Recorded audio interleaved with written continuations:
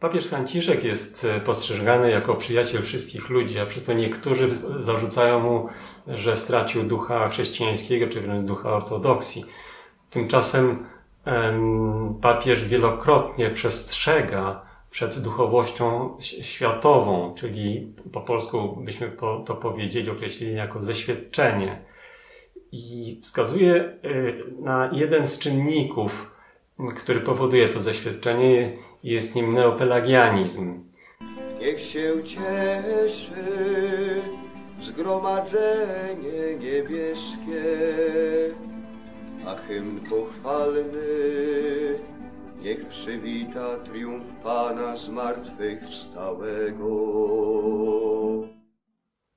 Pozdrawiam Was z kazachstańskiego małego górniczego miasteczka Chromtau na zachodzie Kazachstanu.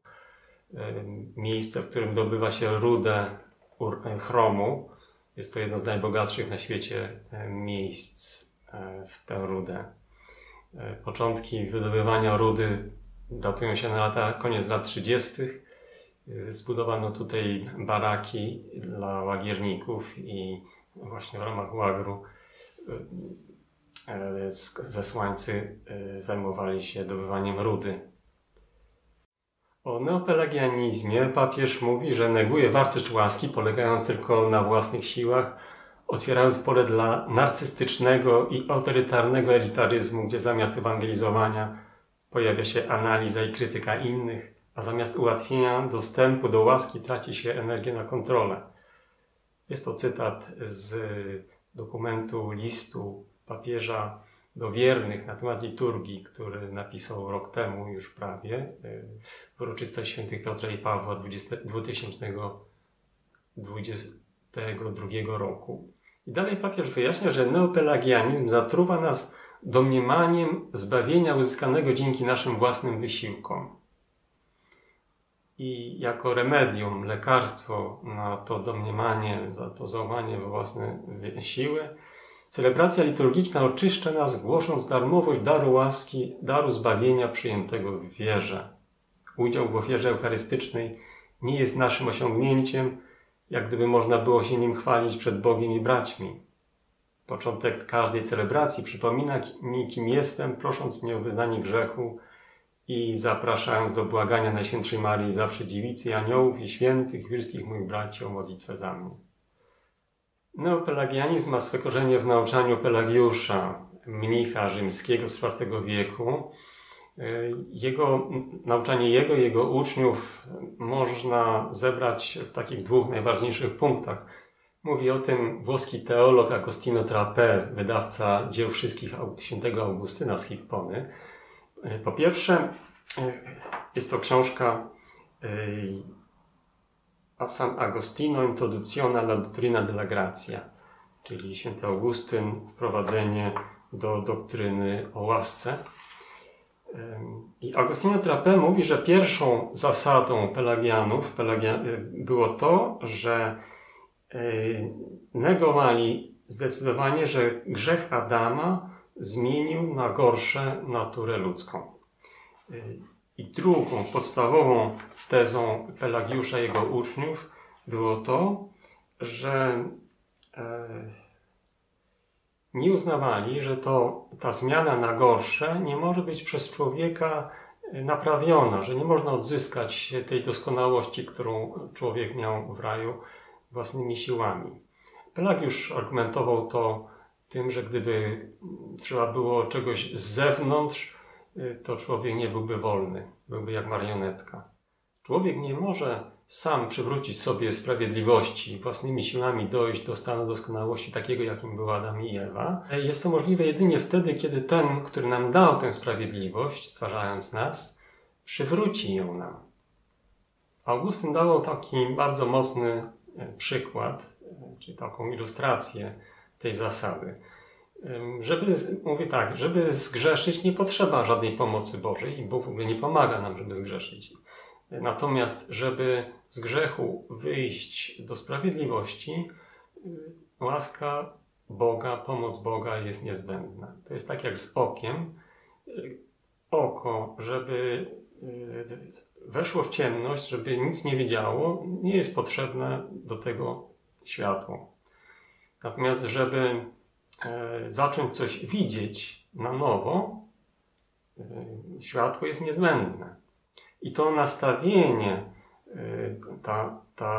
ta pokusa wiary we własne siły, w siły ludzkości do stworzenia doskonałego człowieka doskonałego, była pokusą także w XX wieku i jest tą pokusą nadal. To jest imieniem tej pokusy są poglądy lewicowe. Ostatnio Rafał Ziemkiewicz podał doskonałą definicję poglądów lewicowych. Posłuchajmy jej. Ponieważ socjalizm kiedyś porównywałem z syndromem Downa. Nieważne jaka rasa dziecka, jaka narodowość, jakie cechy rodziców, dziecko tknięte tą przypadłością wygląda zawsze mniej więcej tak samo.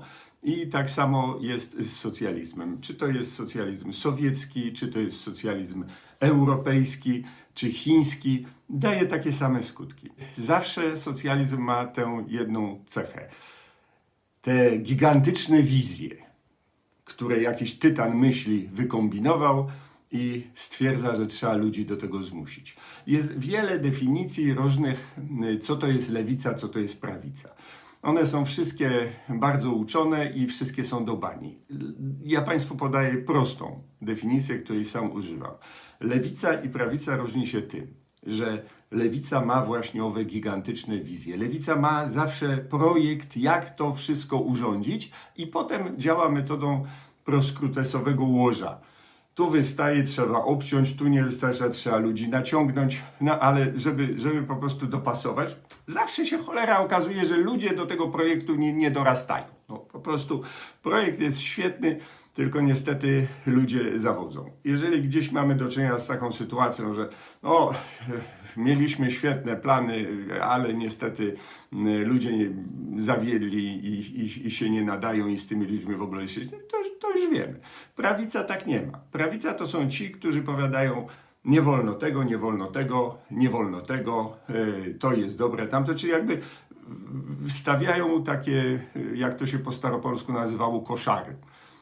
Zanim to zaczęło określać budynki dla wojska, to koszarami nazywano to takie płoty na pastwisku. Tak? Tu jest taki płot i tam dalej nie wolno. Nie zabijaj, nie kradnij, nie cudzołóż i tak dalej. Natomiast w obrębie wytyczonego tymi zaporami pola, a rób sobie co chcesz, na zdrowie. To, co nie jest zakazane, jest dozwolone. Co z tego wyjdzie? Tam niech się martwią. Co my się będziemy martwić, co z tego wyjdzie? Duchowość lewicową, jeżeli tak można nazwać, i neopelagiańską łączy to, że człowiek wierzy, że można zbudować nowy świat, świat doskonały, jeżeli tylko się chce.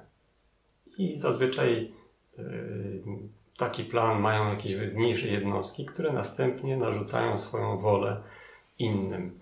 I w ten sposób zaczyna się na mniejszą lub większą skalę system totalitarny. Taki totalitaryzm może też panować w Kościele, dotyczyć właśnie postaw liturgicznych. Tymczasem, tak jak mówi Ziemkiewicz o życiu społecznym, politycznym, w liturgii są pewne zasady, pewne prawidła, które należy stosować, zachowywać, ale potem już człowiek jest wolny. Może włożyć całego siebie w tę liturgię bez obawy o to, że będzie w najdrobniejszym szczególe kontrolowany przez kogoś. I to bardzo podoba mi się w nauczaniu papieża Franciszka i w liturgii katolickiej, która jest wolna od tego neopelagiańskiego kwasu.